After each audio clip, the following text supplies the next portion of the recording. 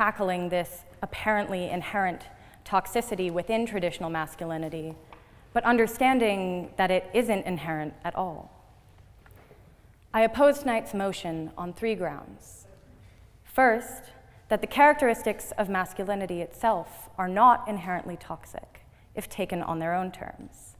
The so-called toxic elements of gender roles lie in their unnecessary policing and a lack of flexibility for those expected to conform to them. Secondly, that masculine traits and gender expressions, if embraced and used thoughtfully, can create solidarity around the men's causes that require our immediate attention and action, from mental health to cancers that disproportionately affect men. And finally, a productive understanding of traditional masculinity allows anyone, regardless of race, sexuality, or other identity, to access those pieces of it which empower them. Before I continue, it is my pleasure to introduce the proposition speakers in tonight's debate. You have just heard from Varuna Mitra, a first-year law student at St. John's College and the women's officer on the Oxford Union Committee this term. A surprising job for someone who, as I heard through the committee grapevine recently, can't believe she has to be woke in tonight's debate. Next is Wade Davis, an athlete turned advocate and educator whose illustrious sporting career included a stint at the top football club in Barcelona, which is, of course, the NFL Europe Barcelona Dragons. Closing the case for the proposition is Layla Brilson, a former executive editor at Playboy and accomplished journalist at Refinery 29 and Nylon, whose website boasts such hard-hitting titles as "Leave Yeezus Alone, Why Fashion is Mean to Kanye," and, quote, "How Kylie Jenner Helped Solve My Depression." Madam President, these are your speakers, and they are most welcome.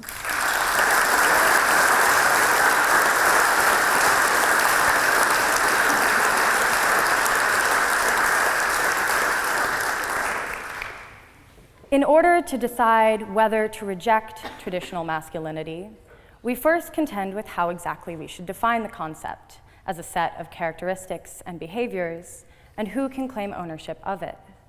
Common masculine ideals, including social respect, physical strength, adventure, risk, and achievement, seem at least value neutral, if not positive. The proposition may rightly point out, though, that falling short of these ideals or expressing them in a different fashion than one's peer set may inspire insecurity, which can prompt men to use force in order to be seen as dominant or to feel in control. These noble ideals may turn problematic when unattainable standards are set, or when they are imposed uniformly without giving space for self-exploration. But this does not stem from the masculine ideals themselves. Nothing toxic resides inherently in a desire for social respect or physical strength or adventure. Rather, as sociologist Raewyn Connell points out, it comes from men's social and political settings, which set them up for inner conflicts over these societal expectations. But understanding the negative effects of restrictive gender roles does not require us to reject traditionally masculine ideals. For those who see masculine expression as a component of their sense of self, traditional masculinity can bring them together for positive change. Solidarity and community are powerful drivers of collective action.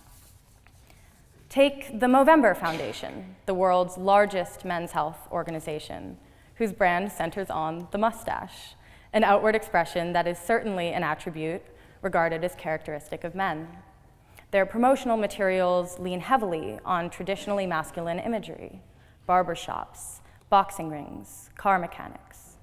The Movember Foundation embraces these points of commonality rather than rejecting them in order to bring about real change and awareness of some of the biggest issues in men's health today: prostate and testicular cancer, mental health, and suicide prevention. This type of action is certainly needed if we want men and boys to live happy and healthy lives. Driven by men and for men who know their health and issues best, This is an excellent example of the way in which traditional masculinity can be leveraged to bring about progress. In the Foundation's own words, we are strongest when we stay true to who we are. Being reasonable about the ways we encourage men and boys to express their traditional masculinity is only half the battle. For traditional masculinity to occupy a healthy place in today's society, we must take an inclusive view to who we support in expressing these traits and pursuing these ideals. While it may come more naturally to laud white men for these characteristics, men of color who desire similar physical strength or risk-taking may be regarded as dangerous, as seen in the myriad cases of police brutality in the United States. And women who exhibit traditional masculinity may be dismissed as overbearing or unlikable. We should not assign different value to different people's expressions of traditional masculinity. Being forced to conform to a set of expectations is uncomfortable and even dangerous. We should allow people to access the gender expressions that make them feel like their truest self.